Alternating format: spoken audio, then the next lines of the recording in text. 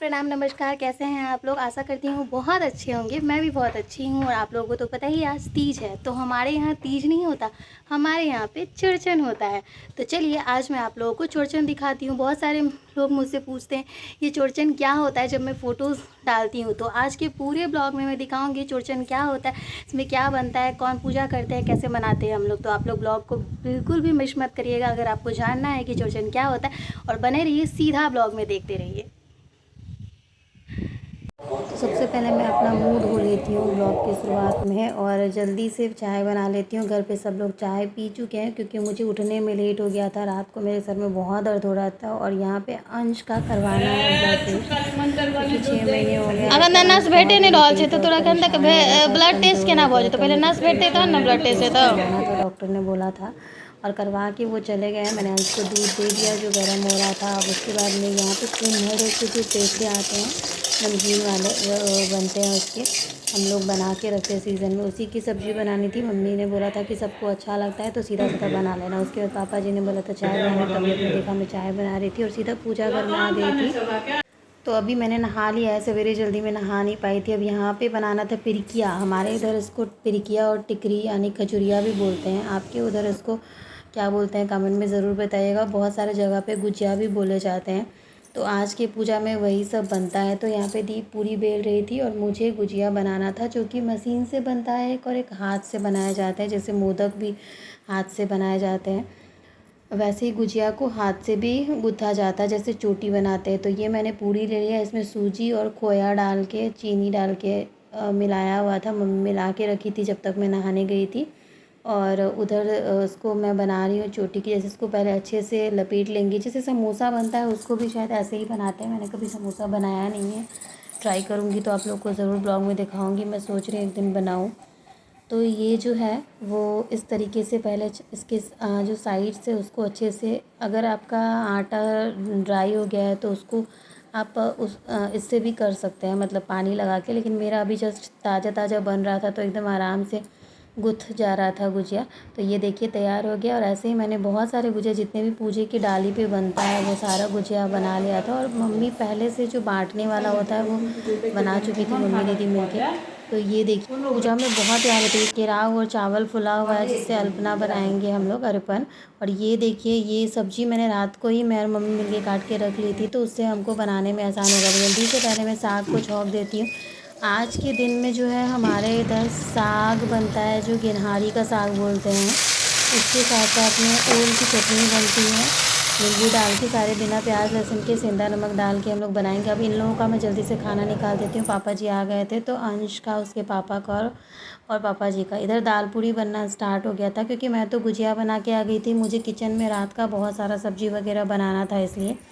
और बाकी मम्मी ने बोला था कि मेरा हमेशा ही किचन का डिपार्टमेंट रहता है, दीदी का इधर पूजा वूजा में अपना लगाते रहती है। तो ये है जो है अभी सारे डाली सजा रही है। जैसे छठ पूजा में डाली सजता है ना, हमारे उधर चौरचन में ही ऐसे सजाया जाता है। सारी चीज़ें डाली जाती है इसमें भी। तो गिन गिन के किस में क्या पड़ेगा, और वो सारी चीज़ें इस तरीके से रख रही थी।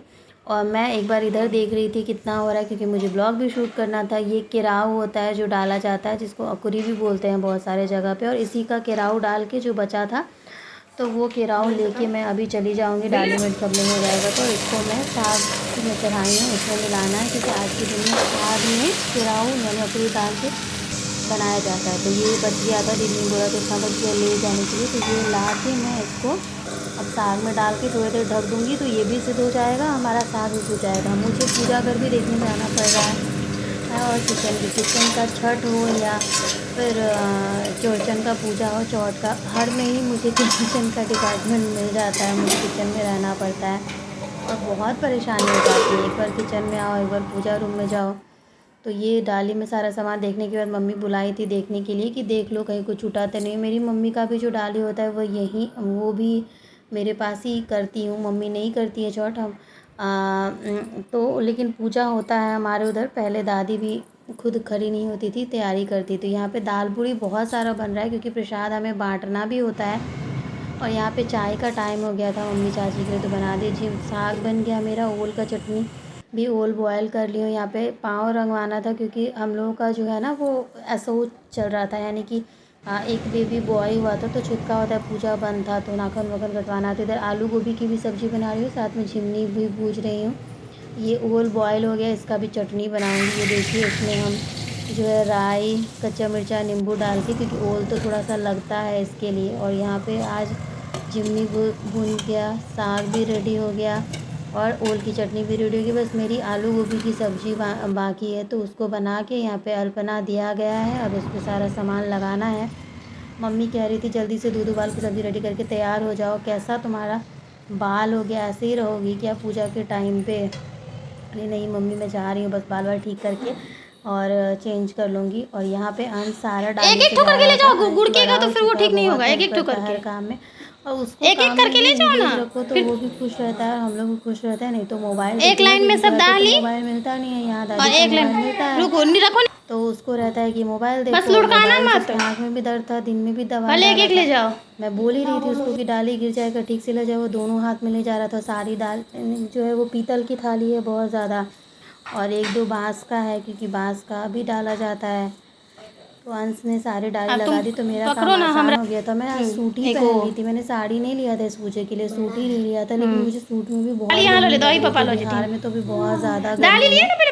मैं भी अपने इन लॉज के घर पे आई हूँ, कोई भी पूजा पाठ होता है तो हम लोग यहीं आ जाते हैं। मुझे अच्छा नहीं लगता अकेले, और मम्मी का भी मन रहता है तो जब पूजा होता है तो आना। तो कितना भी हो मैं रात को ही वापस चली जाऊँगी क्योंकि कल मुझे कहीं जाना भी है और टीवी देखी छोड़ सकते। यहाँ मम्मी रेडी हो गई है, बोल रही है जल्दी जल्दी तुम लोग लगाओ। तो हम बैठे थक गए हैं।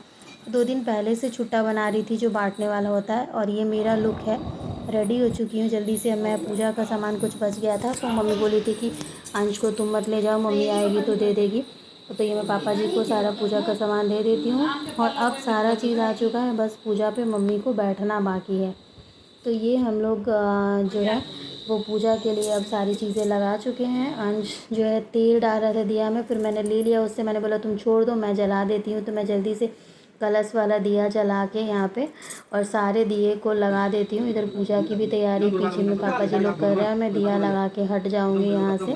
मैं इन्हीं चीज़ों से सूट पहनती हूँ। सूट ना समेटा जाता है, साड़ी मुझसे होते ही नहीं रहता है क्योंकि विध व्यवहार इतना करना पड़ता है। अंश और अंश के पापा एकदम आराम से जहाँ पे पूजा हो रहा है उसके पीछे बैठते हैं। हर साल ये लोग इसी सीढ़ी पे बैठते हैं, मैं भी बीच बीच में जाके बैठती हूँ। लेकिन इस साल मैंने सोचा था कि चलो, बहुत सारे लोग पूछते हैं तुम्हारे उधर तीज होता है, तीज होता है। तो हमारे उधर तीज नहीं होता है, हमारे उधर चौरचन होता है, जो मैंने इंट्रो में भी बोला है।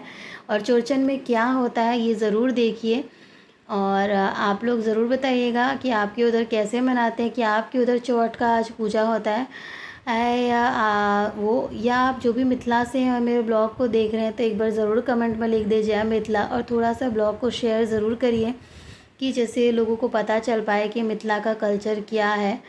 तो मुझे दूसरों का कल्चर जानने में बहुत अच्छा लगता है, साथ में अपना कल्चर भी बताना अच्छा लगता है क्योंकि मुझे अपने रीति रिवाज से बहुत ज़्यादा प्यार है। तो मैं यही सोचती हूँ कि बाकी लोगों को भी दिखाऊँ कि हमारे इधर साल में क्या क्या त्यौहार होता है। यहाँ पे कथा पढ़ रहे थे पापा जी तो इसलिए मैं थोड़ा आस्ते आस्ते बोल रही थी कि डिस्टर्ब होगा। पूजा पाठ में थोड़ा सुनना ही चाहिए, लेकिन हम ब्लॉगर हैं तो हमें सुनना भी होता है और दिखाना भी होता है।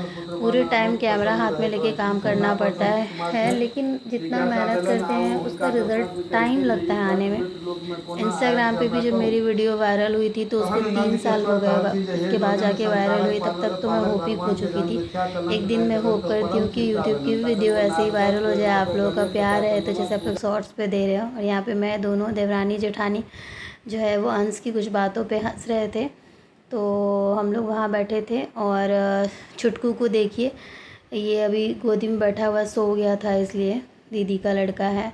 और हम लोग पूजा वूजा करके इसके बाद में जो हमें आज ही वापस जाना है। शायद हो सकता है अंश रुक भी जाए, कल आएगा वो। उसके दादाजी आने वाले हैं मधुबनी, उनको कुछ काम है। तो आप लोगों को तो पता ही है कि मैं मधुबनी में रहती हूँ, और जब भी पूजा होता है, छठ हो, चौरचन, कुछ भी पूजा होता है तो मैं आ जाती। दिवाली में मैं अपने घर पे रहती हूँ, लेकिन उसमें भी मैं 1 घंटे के लिए यहाँ पे आती ही हूँ जब मम्मी लक्ष्मी पूजा करती है तो वो देखने के लिए। तो यहाँ पे पूजा जो है ऑलमोस्ट हो ही चुका है। बस अब यहाँ पे जो है वो पापा जी थोड़ा बहुत और पूजा करवा के फिर कथा वथा ख़त्म करेंगे। फिर जो है हम लोगों का पूजा जल्दी ख़त्म हो गया। बन वन भी सब गया था, आज सब कुछ टाइम पे हो गया। हर साल लेट हो जाता था तो पापा जी गुस्सा भी करते रहते थे कि तुम लोग कितना भी सवेरे उठती हो तो जल्दी नहीं होता है। अब मम्मी चाँद का अर्घ दे रही है। छठ में और चौरचन में यही डिफरेंस है, मैं आप लोगों को बताती हूँ कि चौरचन में चाँद का पूजा होता है और छठ में जो है वो सूरज का पूजा होता है। तो आज देखिए चाँद को अर्घ दिया जा रहा है और मिथिला में हर देवी देवता का पूजा किया जाता है और बहुत सारे त्यौहार होते हैं। अगर आप लोग मेरे ब्लॉग से जुड़े रहेंगे तो आप लोगों को ज़रूर मैं सारे ब्लॉग में अपडेट करूँगी, अपने पूजा त्यौहार सब दिखाऊँगी। तो ये देखिए इस तरीके से अर्घ दे रही हैं। जब मम्मी सारा प्रसाद अब उस रख रही हैं, मतलब चढ़ा रही हैं, उसके बाद हम लोग एक एक करके चाँद को देख के अर्घ दे देंगे। उसके बाद में हमारा पूजा ख़त्म। उसके बाद सारे लोग मोरर, पापा जी यहाँ मोरर भांगा जाता है, यानी जो प्रसाद बीच में रखा है उसको चांदी के सिक्के से काट दिया जाता है, जैसे हम लोग केक करते हैं। उसके बाद सभी कोई अपना अपना प्रसाद उठा लेते हैं और इस तरीके से जो है पापा जी और अंश के पापा और अंश सब इस तरीके से ले रहा है। अंश हर चीज़ धीरे धीरे सीख रहा है, टच वुड, उसको सीखने की जिज्ञासा है। सभी इस तरीके से ही खाते हैं प्रसाद। अब हम लोग भी धीरे धीरे प्रसाद लेंगे, फिर जितना सामान बाहर लगाया वो लगाते हुए ये खाना खा के हम लोग वापस जाएंगे। आप लोग को हमारा ब्लॉग कैसा लगे ज़रूर बताइएगा। Bye, take care.